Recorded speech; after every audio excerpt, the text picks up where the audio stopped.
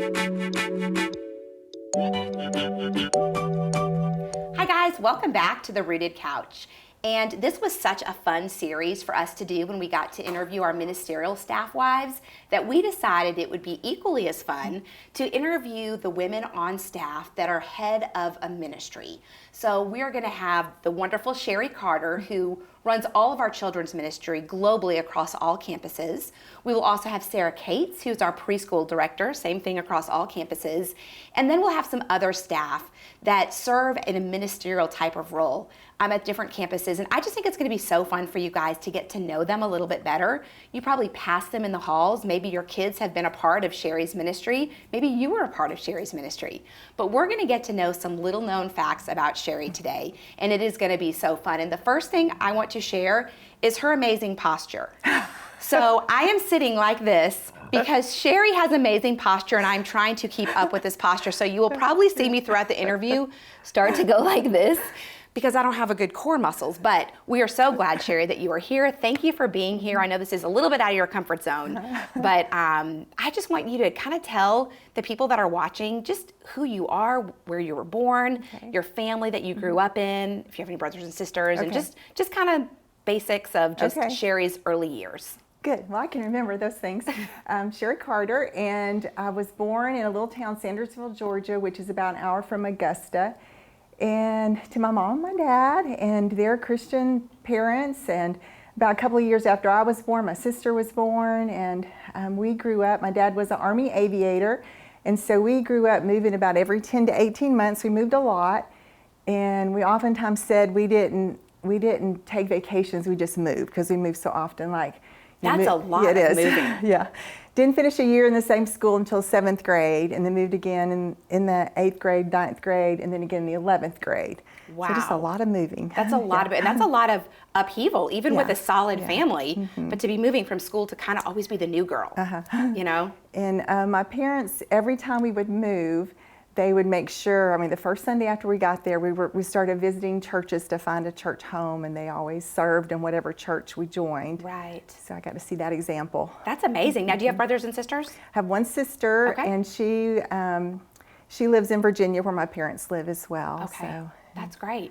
So then where did you wind up? Where did you graduate from high school? Graduated from high school in Arlington, Virginia. Okay. So, and then I think you met someone important in your life there, right? I did. So tell us a little bit about... I actually met him in Louisiana. That's right. Yeah. Okay, so tell a little bit about the story of how Hank Carter came into your life. Well, we were stationed, my dad was stationed in Fort Polk, Louisiana, and so we met in the 9th grade, started going steady in the summer after the 9th grade. Okay. So we went together that whole year, and then we moved again.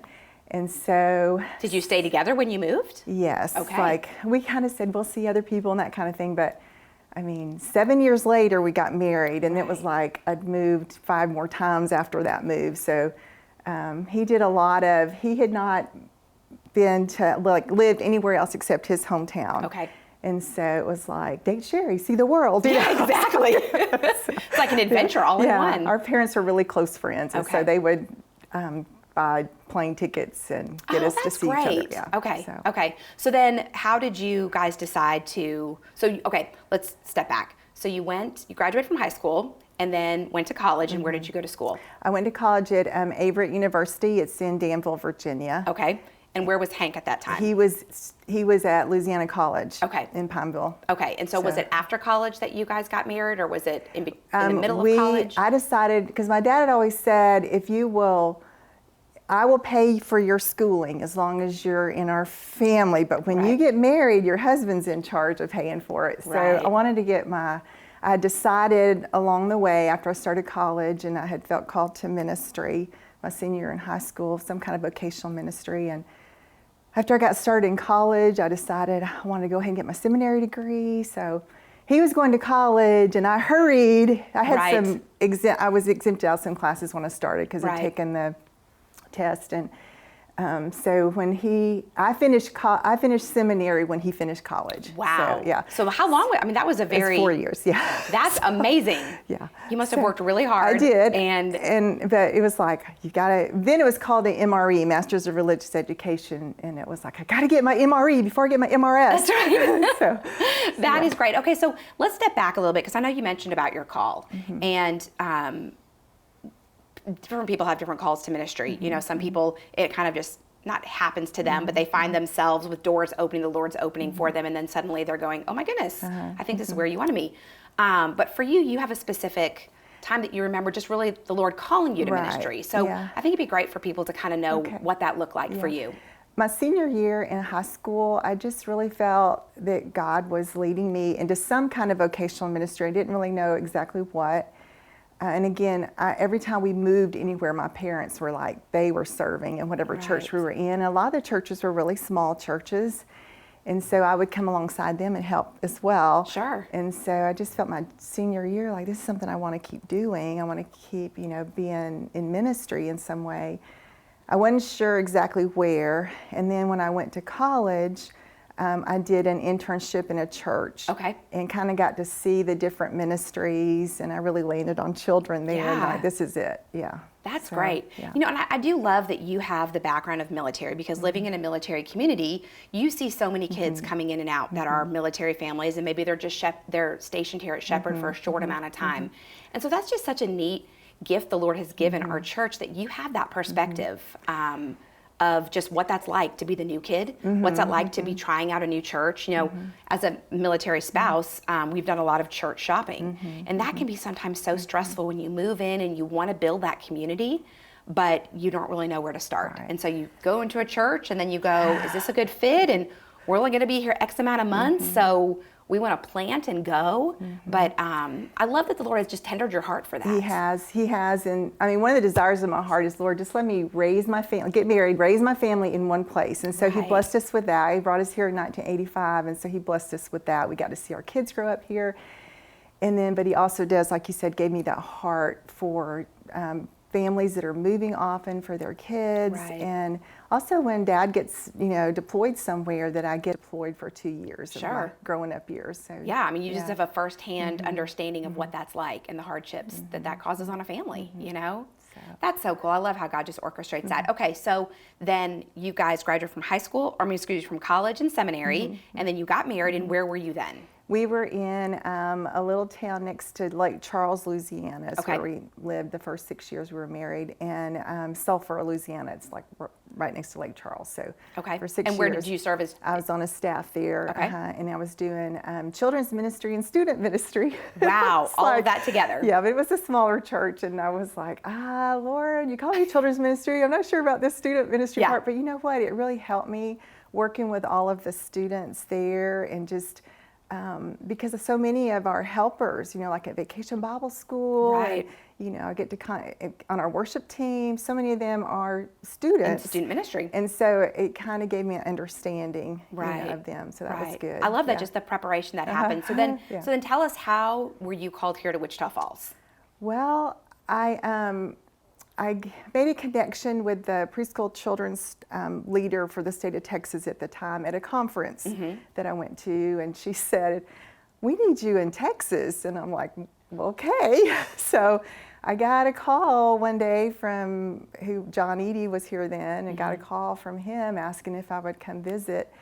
And I said, well, okay. And so it was an interesting day because it's like they flew me out here and then flew me back in the same day. So it was quick. I flew from Lake Charles to Houston to Dallas, and Dallas here. So 3 flights in, and I wore this, this is back in the 80s, okay? So I wore this pink suit, pink skirt, pink jacket, and I get on this plane and it's all military. I'm like all their blue uniform, and I'm on the plane in this pink suit. So they knew which one I was.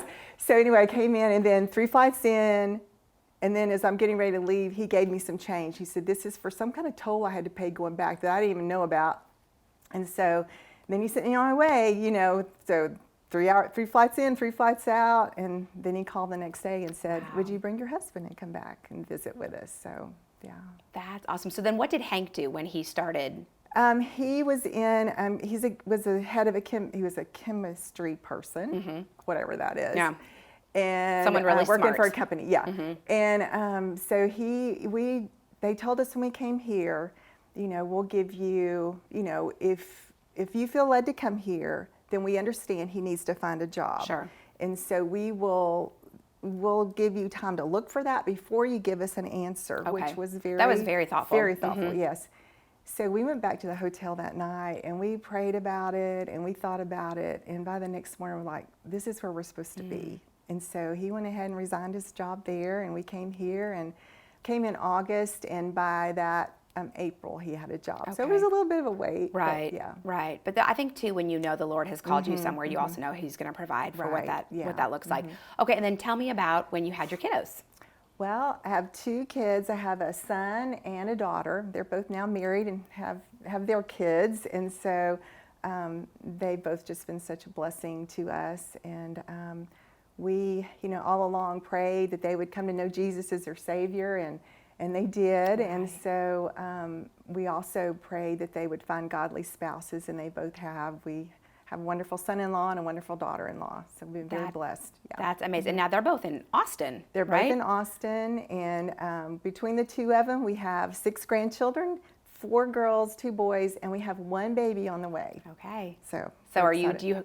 Is anyone pulling for boy, girl? Does it matter? Well, I mean, I know we want a healthy yeah, baby, I know. which we do. do want a but healthy yes. baby. Yeah. Hank says in their family, both families have 2 girls and a boy. Okay. So it's my daughter that's expecting, and Hank's pulling for a boy because that'll even them out. Even the scales Yeah. a little bit. The 2 boys can share a room, the 2 girls can share a room. It's Right. like- And then it's fun because where is Hannah Lee working? Because once She's again, at- we have all these different connections. She's at Hyde Park in Austin, which of course is where Hicks and Frank is. Yeah. So it's like we swap daughters. I get Exactly. to It's visit so with funny. Sydney, and yeah, she's there. So it's pretty awesome. Yeah, Yeah. that's so exciting. That's awesome, just how the Lord kind Mm-hmm, of put that all together. And I remember the very first time I met Hannah Lee was my very first year to do Vacation Bible School, Oh, uh-huh. and she was touring with Uncle Charlie. And so someone had told me that she was, I was like, who is that super cute, energetic girl up there on the stage knowing all the hand motions? Mm-hmm. And someone was like, oh, that's Sherry Carter's daughter. Yeah. And it was so fun. She is so expressive, and she has such a love for children's ministry. So does. it's so neat to see that I think growing up as someone that's called to ministry, you so hope that your children have a personal relationship with the Lord first and foremost.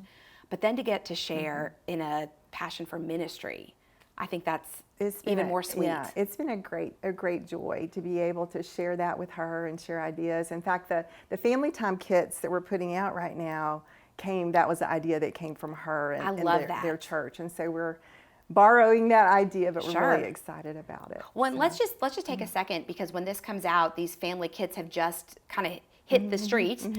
So tell everyone just a little bit about these family kits that Okay. are coming out of our children's ministry, because it's a great way to just connect these stories at home. Right. Well, one of the things, especially during all this COVID-19, is we felt like parents they need something to do with their children. Yes. And we thought, if there's a way to draw them closer to the Lord, that we need to provide that, because so many are just confined right now. Right. And so what we've done, again, this was the idea from Hannah Lee and Hyde Park's church. But what we've done is put together 5 lessons and a craft with each lesson. And then we also will have the lesson online that Okay. they can watch. Great. But it also includes a story so that parents can read it with their kids, they can talk about it with their kids, and then they can also watch it if they want to. Right. And so just an opportunity for them to share with each other, do the craft. There'll be a snack in each kit. There'll be And like a little prize, right? in each kit. Yeah. So we're Yeah. excited about it. We just put it out today. So we've been working on it, but we just Right. put it out there. So we're excited to see the response has been really good. Sure, and I love that, because I think parents, we have got to find some intentional time to talk about the Lord in all of this. I find myself getting really busy and really distracted, and if I don't stop and make some intentional time to talk to my kids, because church looks different now. We're not meeting in life groups Right. necessarily for my older kiddos, and it can be an entire week, and I'm like, have we Right. even talked about what the most important thing in my life is? Right. Probably And not. It's the So- kind of thing that, you don't have to sit down like for a whole hour. I mean, Right. you can sit down and say, hey, let's read this story together, and then later do the craft that went with it. You don't have to do it all at one time. Right. It just gives a lot of freedom, but it also just gives you a way to have a Right. good conversation with your kids. So I think that's so great. So I hope you guys will check that out. Now, how can they get those kits? It's, we'll go to our website and then /family time kits. Okay. So- Okay. Perfect. So if you guys are interested in that, obviously get a hold of Sherry Yeah. or Krista or And maybe get on the family website. kits. They may have shortened it to family kits. I'm not for sure. Okay, but we can definitely visit the website and you'll be able to Yeah. get there. So, okay, so I want to then talk just about some funny things about Sherry because Sherry, as you know, if you've been around her, she is so kind and so sweet, but there are some seriously funny things that happen to her and you just laugh because you're like, that happened to Sherry Carter, like the time that the drugs were out in our parking lot. Oh. Remember that? Yes. We had a drug deal go down in our parking lot, 2 years ago? I think so, yeah. And they happened to throw the drugs under Sherry's van. So suddenly her van became the object of some Yes. inspection. So we kind of joke around now whenever Sherry gives us this spiced tea mix. What really is in this spiced tea mix? Was that anything extra you found under your van? But anyway, so tell us about the funny travel story because I think Yeah. this is so funny. It's so out of character for you, It is. really. It is. I went to see, this was a trip I was taking. Henley was living in Fort Collins, Colorado at the time, and it was when they had their second baby. And so I was on a trip to go see them. And of course, the mama and me, I want to get to see that grandbaby. Sure. And when you get to the Denver airport, you have to take an hour bus or shuttle or something. ride. And so as the plane was getting closer and I knew we were behind schedule, I kept looking at my watch and I'm like, I'm not gonna be able to make that shuttle. I'm gonna miss the shuttle. And I was getting so nervous about it. And so the plane landed and I don't know what came over me. I mean, like it landed and I stood up before anybody else did and I turned around and I said, I've got a shuttle to catch in 20 minutes and my carry-on is 6 rows back and it has a blue ribbon on it. And boy, people were getting up and they were looking for it. And Yes, ma'am. Yes, ma'am. and they got it to me and then there's like they parted and let me walk Yeah, out. like I the still- Red Sea. Yeah, I still missed it, but But you look very authoritarian in that. You're like, don't mess with the mom on No. you. You know? No. Okay, so let's talk about the funny experience when you were in a cabin, right? Yes. Okay, this yes. is another funny story. Yeah, we're in a cabin, and one day I was in there and I was sewing because this is my favorite things to do Right. is sew, and I was sewing and making something fun, and all of a sudden I heard something off to the side, and then I saw it fluttering around, and it was a bird that had gotten in the cabin, and Hank had been going in and out of the cabin working on something with his woodwork outside, and he'd been going in and out. I was like, oh, there's a bird, and he got in here. And then the bird I started, like panicking, and the bird starts panicking. The bird's just like thrashing reading around. your cues, Yes, like, the bird is just thrashing around all over the place. And I was like, and so I go to the screen door and I open it. I'm like, bird! And Hank thought I said burn. So he thinks that something's on fire. So he comes running in and trying to find out. And then Yeah. he sees this bird. And so he still had on his work gloves. And he went over to the bird and he just did this and got the little bird and then opened the screen door and just let the bird go. Only Hank. He's got I such know, a calm I know. countenance to like walk up to a freaking out bird and just be like, come here, little one. Yeah. That's but- so great. So, Wow. it reminded me, it was kind of a picture to me when I thought back on it because that's the way I am sometimes, of just panic, Right. and that, God's in control. He's going to take care of you, and He has you. He has it. Uh-huh, uh-huh. So, Yeah, that is a really good picture. I need that picture in my head right now for sure. Well, so let's talk a little bit too, just about, because we always ask these kind of random questions. I think it just shows a little bit of people's personalities and stuff. So if you were to clean one thing, would it be your first? Because I will tell you, I've been in Sherry's house. She is a very clean person. So, I mean, this is kind of silly for me to ask this question, but what would you want to be organized first? Your desk, your room, or your car? I would go in my desk just because I work better if it's all organized. Yeah, if you have like an organized space. Now, would you consider yourself an organized person? Yes. Yes. Yes, she would. And I love that. I love all of these organized people in my life because I am not. So, And it may get cluttered during the day, but before I leave at the end of the day, I've got to have it organized for when I come back in the next morning. right, Yeah. just to kind of settle everything. Yeah. Okay, so if you were to be on a desert island, I told Ann that sounded like quarantine. She wanted a desert island for a month. Who would you want to be You're like, with? wait a minute, I've just done that for 3 months at my house. But one of the funny things about that was we were, really couldn't go anywhere. It was like we'd eat breakfast together and then we'd eat lunch together. It's like, what's new with you? I know. Well, nothing's happened since breakfast. What have you been doing in the last 3 hours? 3 hours, Yeah. So, but seriously, if I was on a desert island somewhere, I would want Hank with me. Yeah. So we enjoy each other's company. You do. I know. And I love that. And I think that's such an encouragement. And I think I've talked to a couple other staff wives that, after your kids leave and for so long you feel like this is never going to end. Our kids are always going to be in the house, but I have a kiddo who's about to leave. And just as I'm watching this chapter of our lives of parenting, change, I realize, it's going to be Jim and I for a lot of time, and just how good that is to be in a relationship that you want to be together. Jim and I were talking about this morning, like we're kind of ready for our kids to get out, Yeah. and just to be able to go and enjoy each other. So I'm so glad that you and Hank have that. And I think if you guys have not been around Hank, he is such a supporter to your ministry. Yes. I mean, I think he would say he feels called to your ministry or called to ministry Right. to minister to you and to really Right. support you. And he really comes alongside me. He gives He me all does. kinds of ideas. Every Sunday when we go home, just about, he's like, I have some notes for you. And he'll tell me, what's going on with somebody or just kind of bring up Right. something, that happened. And he's just right there. Right. Well, I just know whenever my kids would go to Student Life for Kids camp, Hank was always there. He was always taking care of them. I think I had a kid that got sick one year, and Hank was right there with him. So he definitely is that calming Yes, presence, and just a support to you. So that's so awesome. So as we finish up our conversation, the last question we always talk about is rooted. And so what has rooted you through your life?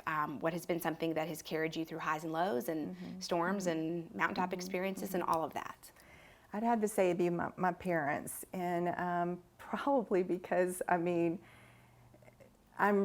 they've kept me rooted. They've been my most constant, through my whole life till I got married, because we moved so Sure. much that they were the ones that we were, they made sure that we got comfortable in our home. They made it home. Everywhere Right. we went, wherever we were, they made it home. And, they taught me about Jesus. And so I took their faith, but then I accepted Jesus and made it my faith. Sure. And so I would say they've been the most constant and the most rooted, part of my life. Right. And they're Yeah. still both alive. They're both alive. Yeah, And both our parents, both my parents and Hank's parents are still alive, and which that's is such amazing. a blessing. It really Yes, is. yeah. And I know there have been some, health Illnesses, issues yes. and things like that. And so I think as we have aging parents, that's Right. the reality that we live with. But just how amazing to come with a family that has gave you such a firm foundation. And then we each have the choice whether we're going to Right. take what was poured into us or not. Exactly. Uh-huh. But they've obviously done a great job with just instilling that in you and then just getting to see what you've done in your life. So let's just, before we close, okay, so you were here in 85, is that what you said? So how many years have you been here? 35. August 30. 11th, this coming August 11th will be 35. 35 years. Yeah. I mean, imagine all the kids that have come through your ministry in 35 years. It's such a blessing to see. Because some of them are now back with their own kids. Sure. And so just to see the generations, it's Yeah. a real blessing. And just what a blessing Sherry's been to our church, because to season ministry for 35 years in the same church, I think that's harder than when you move from church to church, because you have to be consistent and constant. You can't be this really fun or have a relationship with the Lord that you're like, hey, look at this, is all great, and then things are not going well, so I'm going to change and go somewhere else. I mean, there just has to be this consistency in your walk, and I think that's what we've seen. And Sherry and I have talked a lot about even when you're called to ministry, that having a quiet time doesn't always come naturally necessarily, and we know we want to get in God's word, but sometimes we don't even know how. And so even people that serve on staff, we kind of struggle with how to do that. And so just before we close, I would love just to hear, because that was something that you really had felt was a myth you wanted to talk about. Right. I had really struggled through the years with having a daily quiet time. It was something like, I'm going to do it every day. And then days would go by and I wouldn't. And I'm like, just really struggling with it. And one night on my way home from church, it was a Wednesday night, and I was by myself. It was before cell phones. And my car just died. It wouldn't start. I kept trying to start it and it wouldn't start, and there weren't any businesses close by. There weren't any houses close by, and I was really scared. It was dark and I was scared. And so I just sat there and I prayed and I said, Lord, if you will just get me home, I promise I will never miss another quiet time. And I just prayed, and then I put the key back in the ignition one more time and I turned it and it came on. And I'm telling you, I have not since then, unless I've been sick, I've not missed a quiet time, because I just feel like he answered my prayer and I better keep my end of the bargain. That's right. So. And the good thing is if you didn't, there's still more grace for that. That's true. That's and true. so those are the things that we want to walk in, is that so thankful that the Lord protected you. But I think what it is just getting those quiet times. I mean, those are just times that we get to be refreshed, because as someone serving our ministry, you're constantly pouring out. So guys, I know you've enjoyed getting to know Sherry a little bit better. When you see her in the hallway, just let her know how much you appreciated her coming up here and sitting on this blue rooted couch. It's not always the most comfortable thing, but I'm so glad, Sherry, that you joined me here. And guys, we will look forward to seeing you next time on the Rooted Couch.